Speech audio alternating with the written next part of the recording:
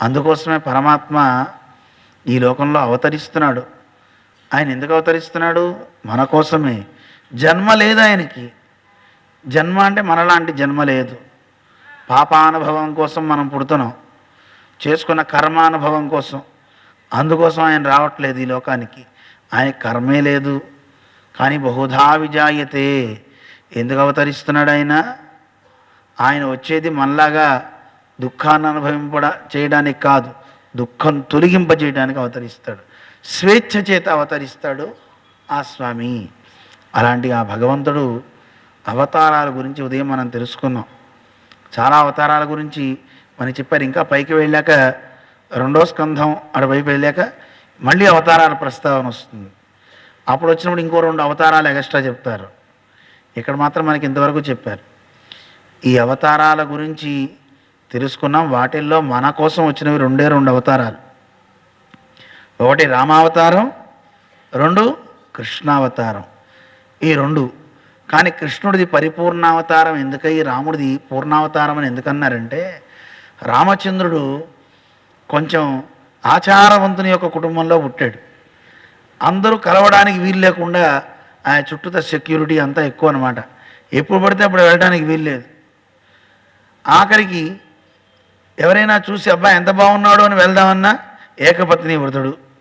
అసలు తల ఎత్తి చూడ్డు ఎవరిని కూడా, వేరే స్త్రీని, పరస్త్రీని. ఋషీశ్వరులంతా వచ్చి ప్రార్థన చేసేట, ఎంత సౌందర్యం, నిన్ను ఒక్కసారి ఆలింగనం చేసుకోవాలని ఉందంటే ఇప్పుడు కాదు రాబోయే జన్మలో అన్నాడు. కృష్ణావతారం అందరికీ ఎప్పుడు వచ్చినా సరే, ఎవరు ఏ సమయంలో వచ్చి పిలిచినా వెళ్తాడు. తన్నితే తన్నించుకుంటాడు, కట్టించుకుంటాడు, చెవి మెలయించుకుంటాడు. అన్నీ కృష్ణావతారంలో ఉన్న సౌలభ్యం ఇంత అంతా కాదండి. రామావతారంలో మడి, నిష్ఠ ఇక్కడ వేం లేవండి. వాడి చేతిలో ఉన్నదైనా లాగేసుకు తినేస్తాడు, ఎంగిలైనా పర్వాలేదంటాడు. కృష్ణావతారం అటువంటిదండి. సౌలభ్యం, పరమ సౌలభ్యం. ఎంత సౌలభ్యం అంటే మన ఆళ్వార్లు పాడుతూ ఒకసారి మూర్ఛపోతారు. నమ్మాళ్వారు ఎత్తిర మురళినోడు ఇణైందిరుందేంగియ వెలివే. వాళ్ళ అమ్మ కట్టేస్తే కట్టేయించుకున్నాడు. అమ్మ జగత్కారణభూతుడు సర్వేశ్వరుడు ఒక స్త్రీ తాటితో కట్టిస్తే కట్టించుకున్నాడు అని మూర్చిపోయాట. అంత అంత గొప్పవాడు. ఎవరైనా ఆయన కట్టగలరా అండి? అనకూడదు, కానీ ఉదాహరణకి చెప్తా. ఉదాహరణకి ఇప్పుడు మోడీ గారు ఇక్కడికి వచ్చి, ఎవరో పెద్ద ఆవిడ ప్రమీల గారు టీచర్ గారు ఉన్నారు, పొద్దున్న వచ్చారు కదా, ఆవిడ మోడీ గారితో ఎక్సర్సైజ్ చేయించారనుకోండి, సరిగ్గా చేయలేదని చెవపట్టుకుని కానీ సరిగ్గా చెయ్యి అందనుకోండి, చూసిన వాళ్ళంతా ఏమంటారు, అమ్మో మోడీ గారిని ఆవిడ అన్నారండి. అంటే మోడీ గారు ప్రధాని కదండి, ప్రపంచం అంతా ఆయన్ని చక్కగా కీర్తిస్తుంది కదా, అంత మహానుభావుడే. అలాంటి మహానుభావుడు ఈవిడ దగ్గర చేతులు కట్టుకుని ఉన్నారే ఆ టీచర్ గారు. 80 ఏళ్ళు ఆవిడ. పొద్దున్న ఎంత బాగా చేసిందండి ఆవిడ, 80 85. ఇంకా అందరితో కూడా టీచర్గా ఉన్నప్పుడు అందరితో చేయించిందట ఆవిడ. అందరు ఆశ్చర్యపోతారా పోరా చెప్పండి? మనం ఈ లోకంలో ఉండే ఒక గొప్ప వ్యక్తిని అలా చేస్తేనే మనం అంత ఆశ్చర్యపోతామే. అంతెందుకు, గంగా నది, అలా యమునా నది, దాన్ని చక్కగా నీట్గా తయారు చేసినటువంటి వాళ్ళందరూ, కార్మికులందరూ చక్కగా చేస్తే అయిపోయిన తర్వాత వాళ్ళందరినీ కూర్చోబెట్టి పాదపూజ చేశాడు ఆయన. ఆశ్చర్యం ఇలా ఎంతమందికి తెలుసు? అది ఆశ్చర్యం వేస్తున్నా ఇదా? అసలు ఆ ఆలోచనలు ఎవరికి రావండి. అసలు ఆ కూర్చునేవాడు ఎంత బెరుగ్గా కూర్చున్నాడండి, ఇలా ఇలా కూర్చున్నాడండి. మరి దేశ ప్రధాని ఆయన. అలాంటి ఆయన పాదాలు పట్టుకుని ఒక వ్యక్తి కడుగుతున్నాడు, చిన్న పని చేసుకుని డ్రైనేజీ అవన్నీ క్లీన్ చేసే వ్యక్తులను అలా చేశాడంటే ఎందుకంత గొప్ప పని చేశాడంటే, సాక్షాత్తు కృష్ణుడు గోపికలు కలిసి స్నానం చేసిన నదండి ఆ యమున. అలాంటి ఆ యమునా నదిని వాటిని శుభ్రపరిచారంటే వాళ్ళెంత పునీతులు. అందుకని వాళ్ళ పాదాలను నేను కడుగుతాను కడిగాడు ఆయన. ఆశ్చర్యం అనిపించట్లే మనకి? అంటే ఒక మంచి కార్యం ఒకరు చేశారు అనగానే ఎవరికైనా అబ్బా అని ఆశ్చర్యం అనిపిస్తుంది. మరి దేవాది దేవుడు, గొప్పవాడు, కళ్ళతో చూడ్డానికి కూడా వీలు కానటువంటి ఆ సర్వేశ్వరుడు ఈ భూమి మీద ఒక మనిషిలా వచ్చి తిరుగుతుంటే ఎలా ఉంటుంది చెప్పండి? మన పెద్దలు చెప్తూ ఉంటారు, నారదుల వారు బ్రహ్మలోకంలో బ్రహ్మగారితో మాట్లాడుతున్నట్ట. మాట్లాడుతూ ఎందుకో ఆయన తండ్రి చూశాడు. అదేమిటి మాట్లాడుతూ పరిగెత్తున్నాడు. నాన్న నారదా అని పిలిచాట. ఆగట్లా, వెళ్ళిపోతున్నాడు. పరిగెత్తుకుంటూ బ్రహ్మగారు కూడా అనుకున్నట్ట, ఏదో కొంప మునిగినట్టుంది, నేను కూడా వెళ్తా అని. ఆయన వెనకాతల సరస్వతీదేవి, వీళ్ళందరూ పరిగెత్తుంటే అక్కడ ద్వారపాలకులు, బ్రహ్మలోకంలో చీమ కూడా లేదు. అందరూ బయలుదేరి వెనకాతలు వెళ్తున్నారు. అలా వెళ్తూ ఉంటే శివలోకంలో శివుడు చూశాట. నారదుల వారు వెళ్తున్నారు. నారదులు మామూలుగా త్రిలోక సంచారిగా వెళ్తున్నాడులే అనుకున్నాడు. వెనకాతల బ్రహ్మగారు తండ్రి కదా, లేచి నిలబడి నమస్కారం పెట్టాడు తండ్రికి. చూడటంలా నారదా నారదా అంటున్నాడు. ఏంటి నాన్నగారు అలా వెళ్తున్నారు? వెనక ఈవిడ సరస్వతీదేవి, అమ్మగారు కూడా బయలుదేరారే, ఏదో అయినట్టుంది, మనం కూడా వెళ్ళాలి అని పరమశివుడు, వెనక పార్వతి, నందీశ్వరుడు, వీళ్ళంతా వెనక పరిగెత్తారు. అందరూ అలా దిగి పరిగెత్తు వస్తుంటే ఇంద్రలోకం, ఇంద్రుడు, రంభ, ఊర్వశి, మేనక వీళ్ళంతా నాట్యం చేస్తుంటే ఇలా చక్కగా, ఇప్పుడు ఎవరైనా నాట్యం చేసేటప్పుడు ప్రోత్సహిస్తారుగా, మనవాడు కూడా చక్కగా కరతాళధ్వని చేస్తూ చేతులు ఇలా కొడుతూ అలా చూడగానే నారదుల వారు వెళ్ళాను. వెనక బ్రహ్మగారు అమ్మో అని లేచేట. ఆయన వెళ్ళాక కూర్చుందాం అనుకునేసరికి పరమశివుడు. ఇంద్రుడికి భయం ఎక్కువ అండి. బహుశా వీళ్ళే పరిగెత్తుతున్నారంటే, బహుశా ఏ రాక్షసుడో, రావణాసుడో, కుంభకర్ణుడో మళ్ళీ ఏమైనా పుట్టాడో ఎంపోడో, వీళ్ళే పారిపోతున్నారంటే మన వీపు జాగ్రత్తగా విమానం మూత మోగించుకోకుండా ఉండాలని ఇంద్రుడు పరిగెత్తాట. ఇంద్రుడు పరిగెత్తగానే ఇంద్రాది అష్టదిక్పాలకులు మిగతా వాళ్ళు ఉన్నారు కదండి, వాళ్ళంతా కూడా పరిగెత్తారటండి వెనకాతల. ఎందుకని, ఏమవుతుందో, ఎందుకు వచ్చింది అని వాళ్ళు కూడా పరిగెత్తారు. ఎవరు ఎందుకు పరిగెత్తుతున్నారో ఎవరికి తెలియదు. పరమశివుడు ఇంద్రుడు అడిగేట పరమశివుడిని, ఏమండి స్వామివారు ఎక్కడికి బయలుదేరుతున్నారు? నాకు తెలియదు, మా నాన్న వెళ్తున్నాను, నేను వస్తున్నా. వెంటనే బ్రహ్మగారిని అడిగారు, ఎక్కడికి వెళ్తున్నారు? నాకు తెలియదు, నారదుడు వెళ్తున్నాడు ఎక్కడికో, నేను పరిగెత్తుతున్నా. తీరా చూస్తే నారదుడు భూలోకానికి వస్తున్నాడు.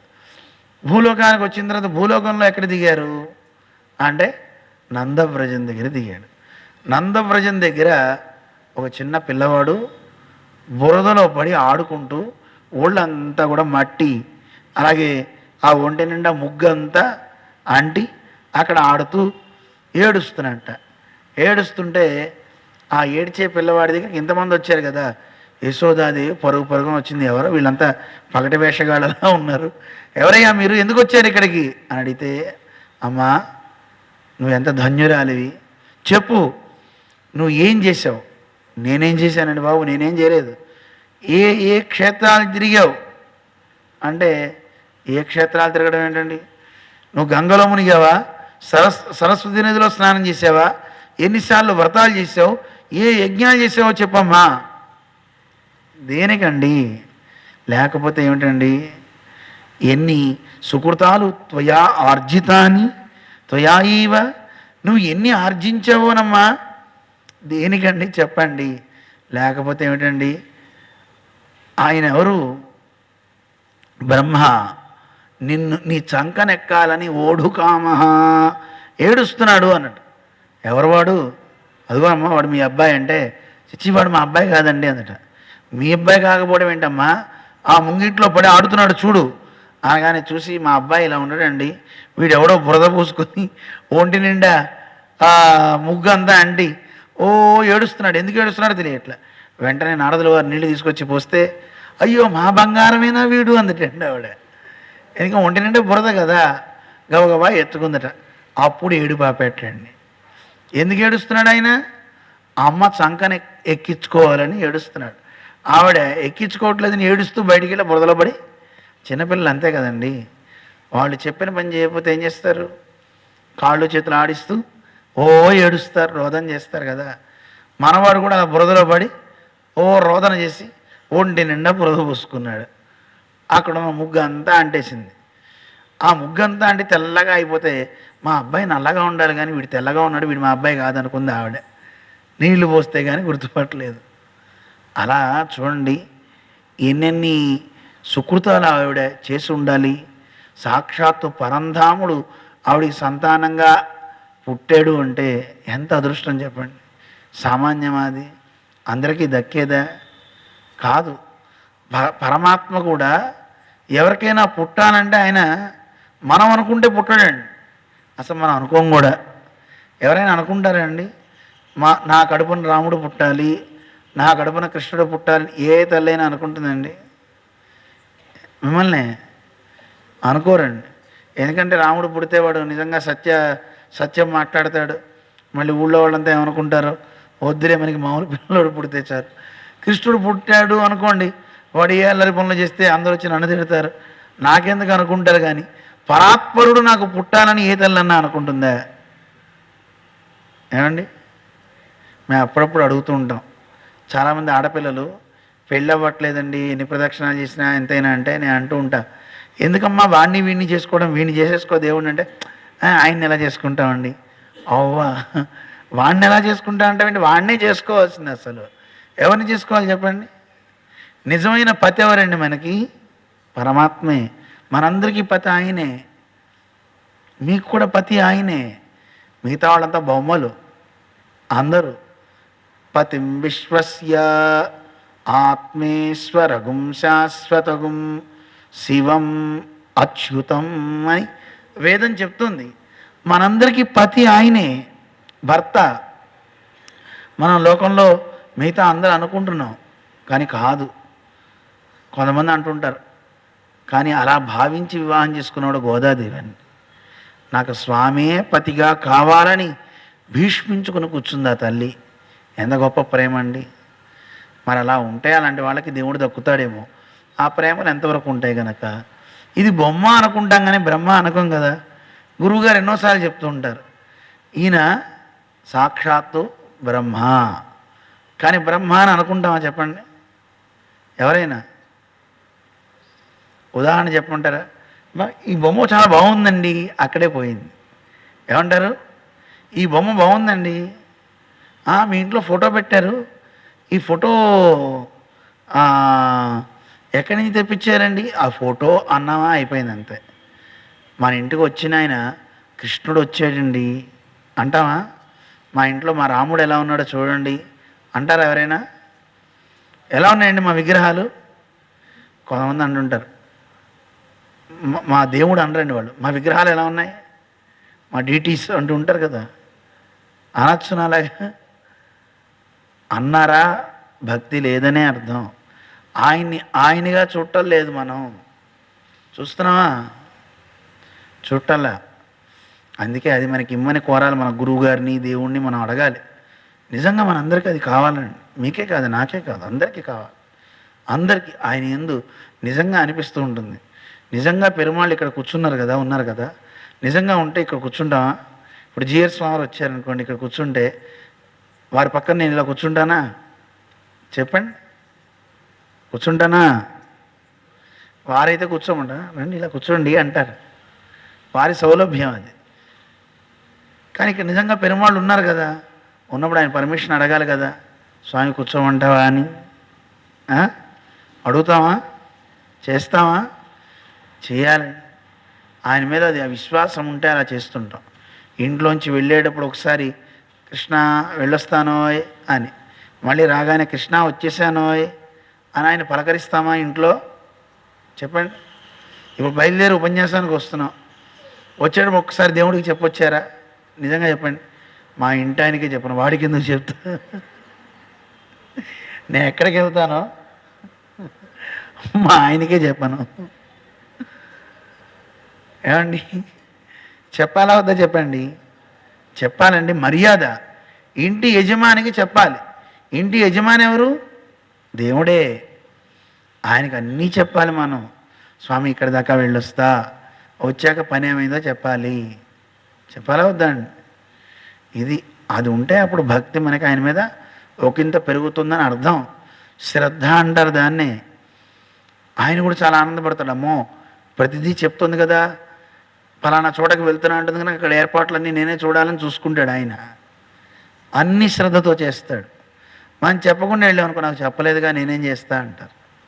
చెప్పాలి ఆయనకి. అలాంటి గొప్ప దైవం మన కోసం అవతరించి కృష్ణావతారంలో అందరితో అరమరికలు లేకుండా కలిసిపోయి, సౌలభ్యం అనేది వైకుంఠంలో కూడా అంత సౌలభ్యం ఉండదండి. ఉంటుందా సౌలభ్యం? వైకుంఠంలో సౌలభ్యం అంటే మామూలుగా అందరూ చేరతారు దగ్గర ఉంటాడు, కానీ అక్కడ వాత్సల్యం అనే గుణం ప్రకాశించదట. వైకుంఠంలో వాత్సల్యం అనేది ప్రకాశించదు.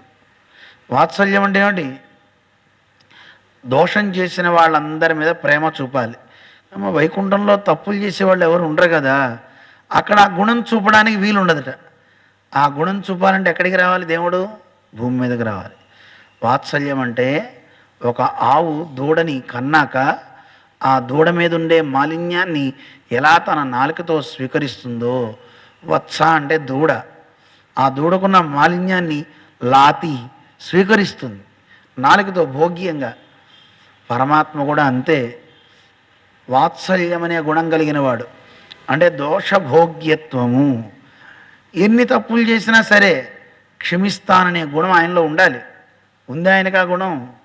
చెప్పాడండి ఆ మాట, రామావతారంలో చెప్పాడు. దోషో యద్యపి తస్య స్యాత్, ఎన్ని దోషాలున్నా సరే వాడిని నేను వదలను, వాడిని రక్షించి తీరుతానన్నాడు. అదే కృష్ణావతారంలో కూడా చెప్తున్నాడు, సర్వపాపేభ్యో మోక్షయిష్యామి. నువ్వు ఒకసారి నన్ను ఆశ్రయించుకోవా చాలు, అన్నిటినీ వదిలిపెట్టాయి. సర్వధర్మాన్ పరిత్యజ్య మామేకం శరణం వ్రజ. ఎవరు చెప్తారండి ఇంత గొప్ప మాట? చెప్పండి. అన్ని కర్మలు వదిలేయంటే కర్మలను వదలమని కాదు, ఆ కర్మల్లో ఉండే భావాన్ని వదిలిపెట్టు. పని చెయ్యి, దేవుడు చేయిస్తున్నాడు అనుకో, ఫలం కూడా దేవుడిదే అనుకోవాలా వద్దా? అనుకుంటేనే మంచిది. అందుకే మన వైష్ణవ సంప్రదాయంలో మన ఆగమ గ్రంథాలు చెప్తూ ఉంటాయి ఏమని? భగవతో బలేన భగవతో వీర్యేణ భగవతస్తేజస భగవత కర్మణ భగవత కర్మ కరిష్యామి అంటూ భగవంతుని కర్మ, ఆయనే తన కర్మని తన శక్తితో తన వీర్యంతో తానే నన్ను ఒక సాధనంగా చేసుకుని చేయిస్తాడు. ఇది బలమంత్రం అంటారు. ఏమంటారు? బలమంత్రం. ఆయనే అన్నీ చేయించుకుంటాడు. నేను ఒక ఓన్లీ ఇన్స్ట్రుమెంట్, ఇంతే. నేను ఒక చిన్న పనిముట్టుని, నేను సాధనాన్ని ఆ భగవంతునికి. ఈ భావన ఉండి ఎప్పుడు మనం దైవంతో చెప్పాలి, తండ్రి నాతో చేయించుకో, అంతే. ఆయనే చేయించుకుంటాడు ఆ కార్యాన్ని. ఈ భావన కావాలి, బలమంత్రం అంటారు. ఈ భావన ఉన్ననాడు అద్భుతాలు జరుగుతాయండి. చక్కగా అన్ని పనులు సమకూరుతాయి. అది నేర్పడానికి కృష్ణ పరమాత్మ ఏం చెప్పాడు? నువ్వు చేసే కర్మ నేను చేస్తున్నాను అనుకోకు, దాని ఫలం ఆశించకు, కర్మలు చెయ్యి, దాన్ని వదిలిపెట్టు అని. సర్వధర్మాన్ పరిత్యజ్య అర్థం అదండి. ఆ వదిలి తనని పట్టుకోవాలి, భగవంతుణ్ణి పట్టుకోవాలి. ఆయనే నాకు రక్షకుడు అని పట్టుకోవాలి. పట్టుకుంటే అప్పుడు మనకి మంచి జరుగుతుంది. ఆయన మన పాపాలు ఎన్నున్నా తీసేస్తానంటున్నాడు, విడుదల చేస్తానంటున్నాడు, ఆనందాన్ని ఇస్తానంటున్నాడు. అంతకంటే గొప్ప మాట ఎవరు చెప్పగలుగుతారు చెప్పండి? ఏమండి? ఈ మాట మనకి చెప్పిన దైవం మన స్వామి నారాయణుడు, కృష్ణుడుగా రాముడుగా చెప్పాడు. అందుకే మనకి కృష్ణావతారం చాలా సౌలభ్యము, వాత్సల్యము ఇవన్నీ చూపినటువంటి ఒక గొప్ప అవతారం అన్నమాట. అందుకే ఆ స్వామి చాలా గొప్పగా మనం చెప్పుకుంటూ ఆయన ఆశ్రయిస్తుంటాం. ఇలా అవతార విశేషాలన్నీ చెప్పిన తర్వాత అప్పుడు సూతుల వారు, ఇదయా ఆ పరమాత్మ యొక్క వైభవాన్ని మీరు విన్నారు, మీరంతా ధన్యులో కదా,